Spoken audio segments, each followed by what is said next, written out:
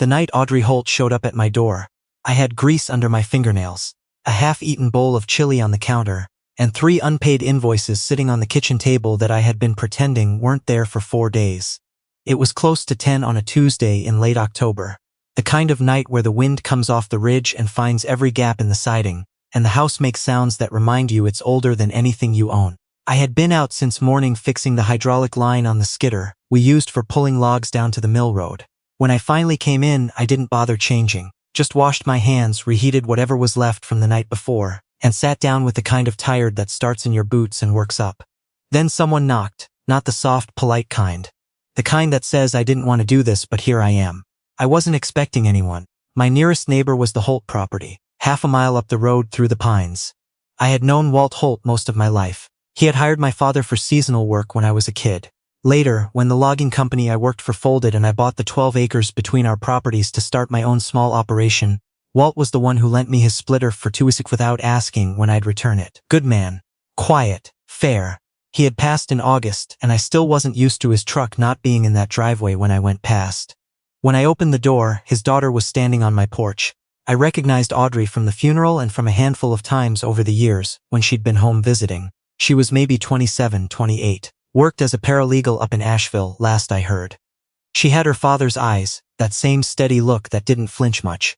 Right now those eyes were red at the edges and she was holding a folder against her chest like it was the only thing keeping her together. "Cody," she said. "Audrey." I looked past her, no car in the drive. "How'd you get here?" "Walked from the house. I needed the air."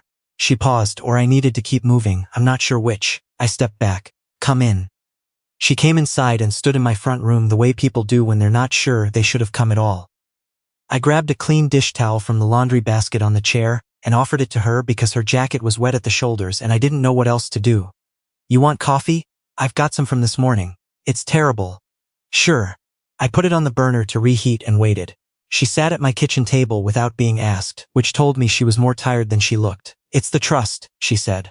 I pulled a mug from the cabinet. "What kind of trust?" She opened the folder and laid 2 pages on the table.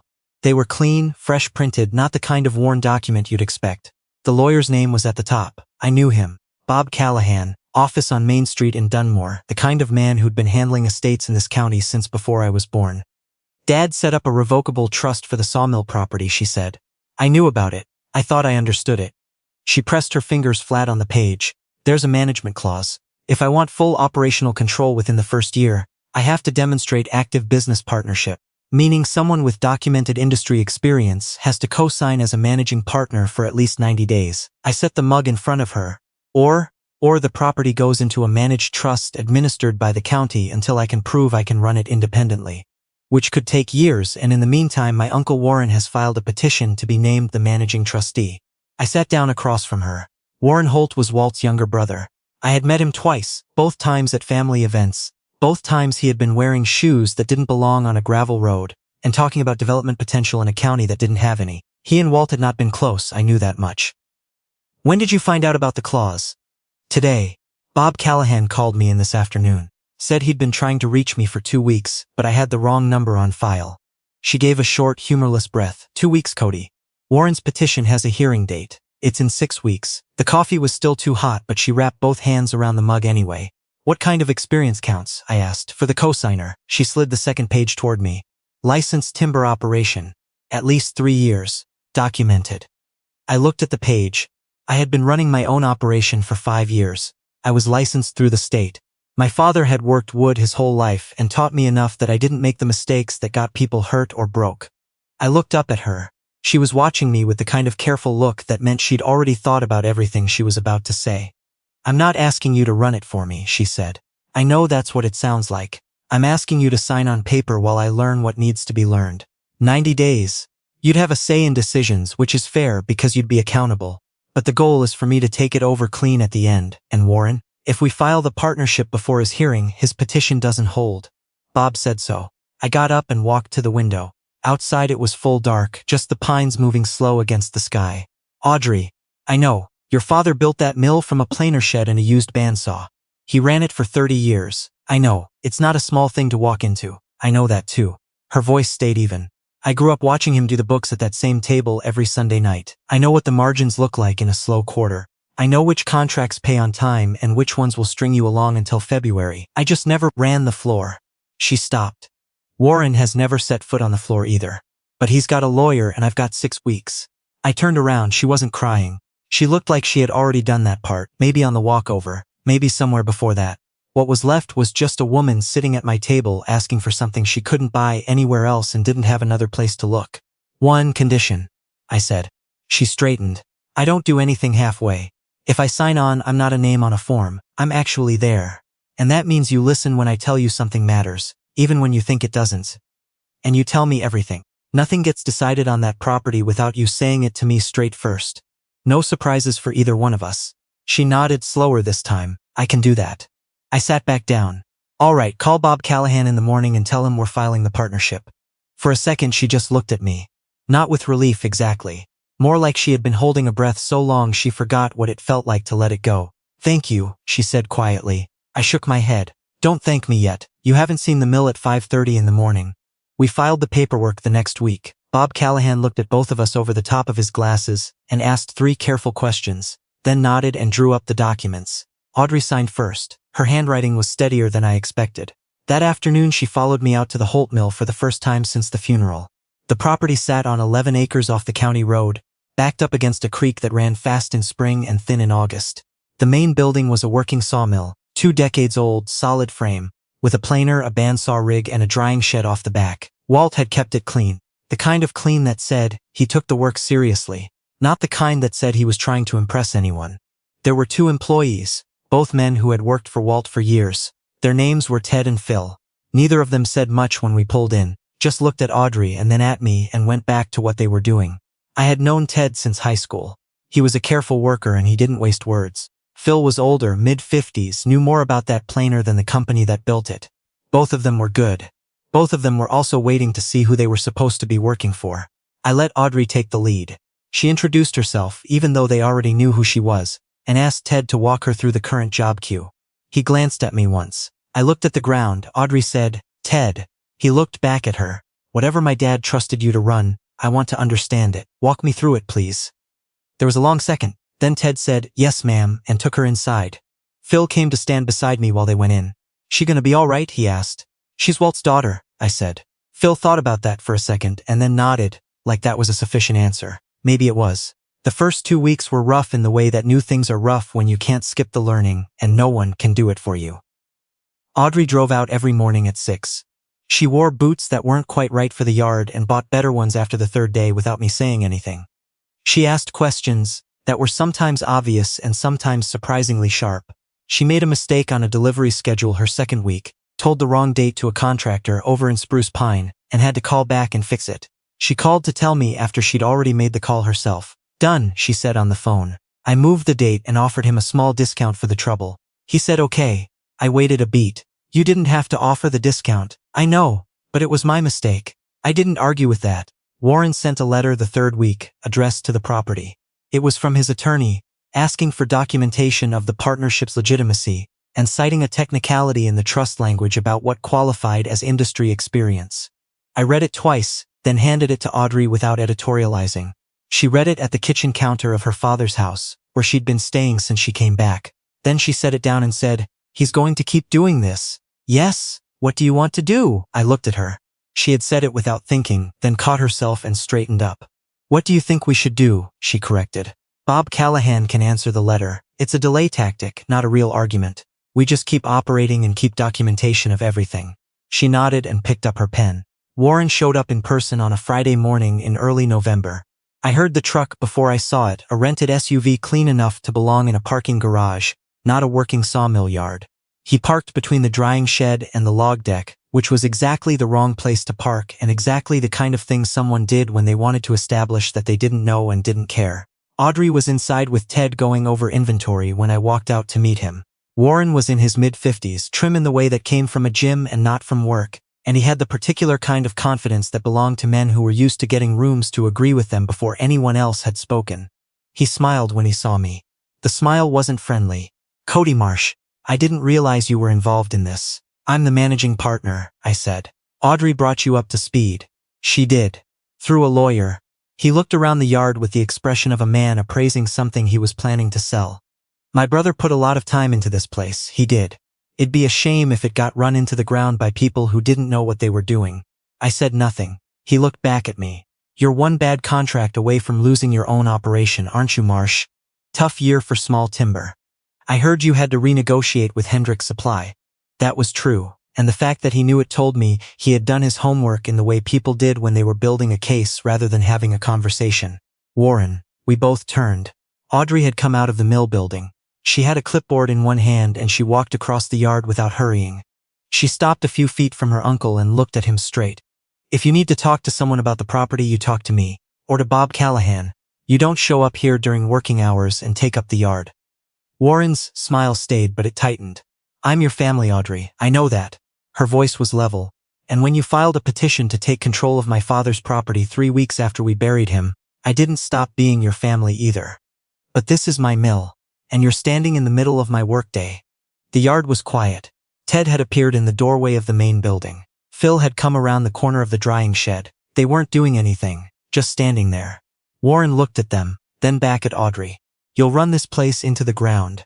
Maybe, she said, but it'll be mine to run. He held her gaze for another few seconds. Then he walked back to his truck, started it, and left. Slow enough to make a point of it, but he left. Audrey stood still until the truck turned onto the county road. Then she went back inside without looking at me. I found her in the office, standing with one hand on the filing cabinet, not moving. You didn't need me for that, I said. She let out a breath that sounded like it had been stored up for a month. I shook the whole time. I couldn't tell I could. She turned around. She looked tired in a different way than the first night she had come to my door. That had been lost tired. This was the tired of someone who had been fighting a long time and knew they had more left to fight. He's not wrong that I don't know everything, she said. No, he's wrong that not knowing everything means you can't learn it. She sat down in her father's chair, which still had the cracked armrest he'd taped up with electrical tape, because he didn't believe in replacing things that still worked. She looked at it for a second. Ted asked me a question yesterday before he asked you, she said. I know, small thing. Not that small. She looked over at me. I looked at the window. That evening I stayed later than I needed to, helping Phil run diagnostics on the bandsaw motor that had been running warm. It was dark by the time we finished. Audrey brought out 2 cups of coffee and handed one to Phil without asking if he wanted it. You didn't eat today, she said to me. I ate. A granola bar in the truck doesn't count. I took the coffee. You've been keeping track? I've been paying attention. She leaned against the doorframe. That's what you told me to do. Phil made a sound that might have been a laugh and walked back into the shop. The hearing was on a Thursday morning, and Warren arrived like he had won already. Bob Callahan's office was above the pharmacy on Main Street, narrow stairs, old wood floors, the kind of place that smelled like paper and patience. Warren had a lawyer with him, a man in a charcoal suit who carried his briefcase like it was a weapon. I'd seen that type before. Men who believed confidence was the same as being right. Audrey sat beside me. She had a folder on her knees about 2 inches thick. Warren's lawyer opened by describing the trust clause and citing Audrey's lack of formal business management credentials, her primary residence outside the county, and the, quote, rushed and irregular nature of the managing partnership. Bob Callahan looked at Audrey. Would you like to respond? A month earlier I might have looked at her, checked in, made sure she was steady. I didn't this time. I already knew she was. She opened the folder. What came out was 11 weeks of documentation. Signed contracts from 2 lumber accounts she had renegotiated herself, pulling better terms than Walt had on one of them. A maintenance log she had started the first week, signed off by Ted and Phil. 3 repair records, 1 for the bandsaw motor, 1 for the dehumidifier in the drying shed, 1 for the truck used for local deliveries, vendor confirmations, bank statements showing accounts current. A letter from Ted and Phil separate, both stating that Audrey Holt was the person making day-to-day decisions, and that operations had continued without disruption. Warren's lawyer looked at the folder and recalibrated. She has a support structure, he said. Marsh's experience is doing the heavy lifting. Audrey turned to him the way her father used to turn when someone had said something incorrect and he was about to be polite about correcting it. I'd like to address that. She did not raise her voice. Cody is my partner of record. In 11 weeks he has taught me things about this operation I should have known years ago. But the vendor calls are mine. The scheduling is mine. The personnel decisions are mine. I made a mistake on a delivery date in week 2. I fixed it. I have not made that mistake again. The accounts are current because I am managing them. She paused. I am not asking this board to believe I know everything. I am asking you to look at the documentation and tell me what evidence you have that I cannot run this mill. Bob Callahan read slowly through the pages. Warren shifted in his chair. His lawyer checked his watch. Warren leaned forward. This is a performance for the room. She's had someone else carrying the weight and now she's presenting it as her own. Audrey looked at him without blinking. Don't interrupt me again. The room went still. Bob Callahan put the papers down and removed his glasses. The partnership documentation is valid. The operational records demonstrate continuous and active management by Ms. Holt. The petition filed by Mr. Warren Holt does not meet the threshold required to override the trust's named beneficiary. Audrey Holt retains full rights to the property effective at the close of the 90-day partnership. Warren stood, his chair scraped the floor. You'll regret this, he said. Audrey looked up at him from her seat. I'll let you know if that turns out to be true. He stared at her for a moment. Then he put on his coat and walked out. His lawyer followed more quietly, the briefcase no longer looking like a weapon. Bob Callahan watched them go, then looked at Audrey over his glasses. He had known her father for a long time. He didn't say anything extra, just nodded once, which I thought Walt would have appreciated. We walked out into the November cold, the town moving around us like nothing had happened. A woman pushed a stroller past the pharmacy. A guy from the county road crew was eating a sandwich on a bench. Somewhere down the block someone was burning leaves, the smoke thin and sweet. Audrey stood on the sidewalk and looked at the ring she'd started wearing on her right hand, a thin band that had been her mother's. It's done, she said. Looks that way. She turned the ring once. 90 days is up next week. I knew that.